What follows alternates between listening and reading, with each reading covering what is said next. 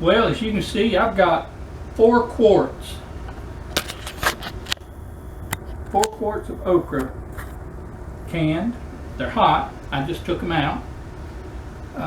Going to kind of do this backwards. I'm going to tell you what I did. I cut up the okra, and I cut up probably about 5 quarts, maybe just a little bit more, but not much more. About 5 quarts of just fresh okra. And of course, when you cook it, it's gonna shrink down, and a lot of the air is going to get out of it. It's going to get more flexible, and it'll pack better. So I only got 4 finished quarts of okra. Let me tell you the recipe real quick, and then I'll show you pretty much the process of how I've done it. And I got this off of the Old Alabama Gardener YouTube page, and I suggest that you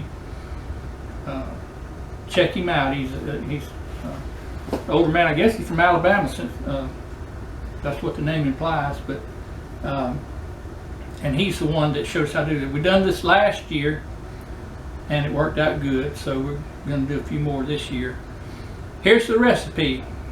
And so if you want to just pause it and write it down, that's fine. This is for 2 quarts of cut okra.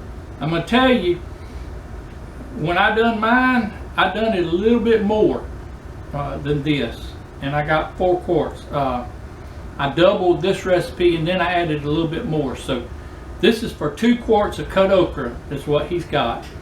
Okay, you're going to need 4 tablespoons of vinegar, apple cider vinegar or white distilled vinegar, don't matter, just whatever you prefer. 5% acidity, 3/4 tablespoons of salt, 3½ cups of water. And of course, like I said, I doubled mine, and actually I've done a little bit more, and I didn't really have a whole lot left over, so you may want to take that in consideration when you do yours.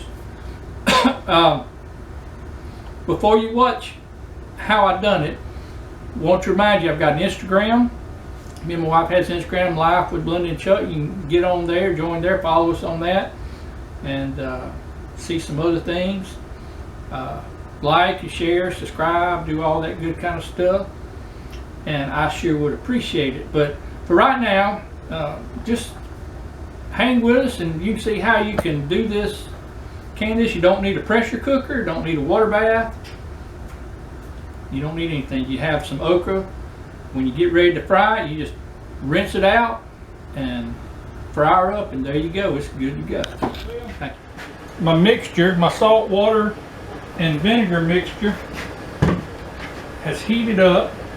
I'm going to put my okra in it, and then I'm going to bring it up to a boil. When it comes up to a boil, I'm going to boil it for 8 minutes. No more, no less. Maybe.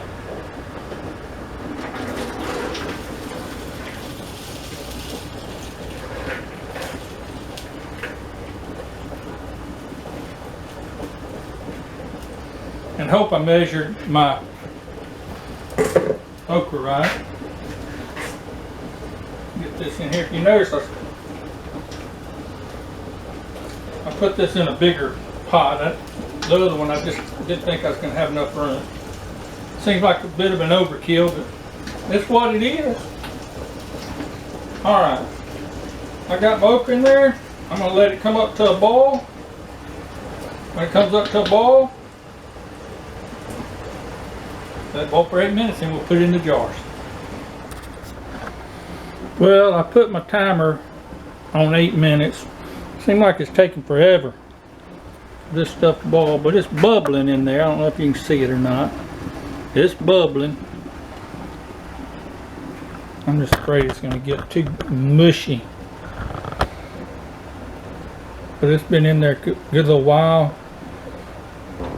Since it's been in there that long and it's bubbling, I'm going to go with that. 8 minutes. And then we'll put it in jars.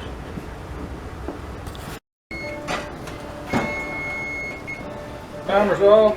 I'm going to move this over here to make it easier to deal with.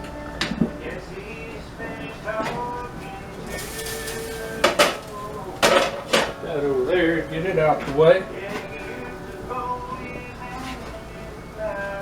I got this light off because it makes it easier for the camera. So I can't hardly see my jars.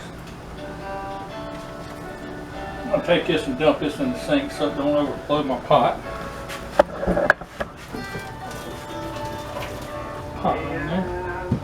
Alright, basically all you do, get your funnel, make it easier.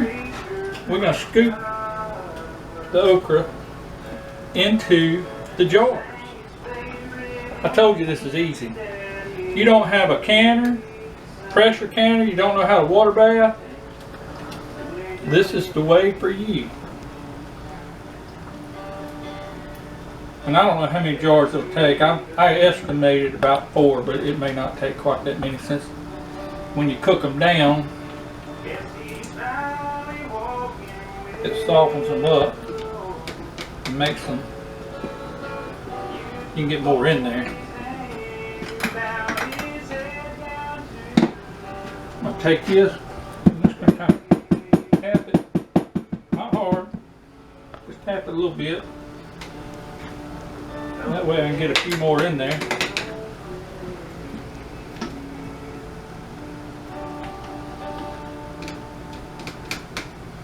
Then I'm going to get my thingamajigger here, my ladle. And you want to fill it all up to about a 1/4 inch. This isn't, you're not pressure canning it or water bathing. So you want to try and get as much air out as possible.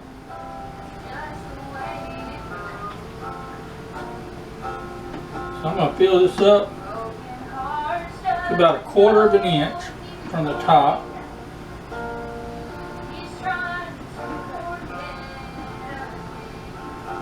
That looks about good right there.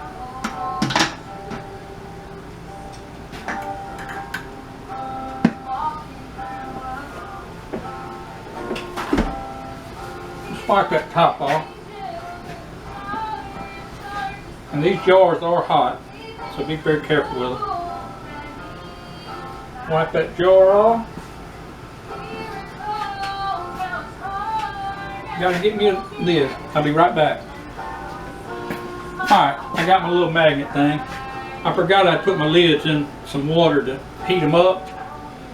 I figured since I wasn't water bathing or pressure canning, that I better heat my lids up a little bit. And I don't know about these lids because these are new to us.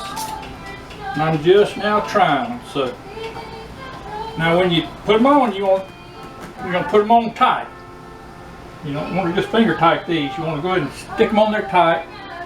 Then we're going to go over here and let them set. Hope they seal. They ought to seal all right. They did last year, but we'll watch them. If they don't seal, we'll just use them.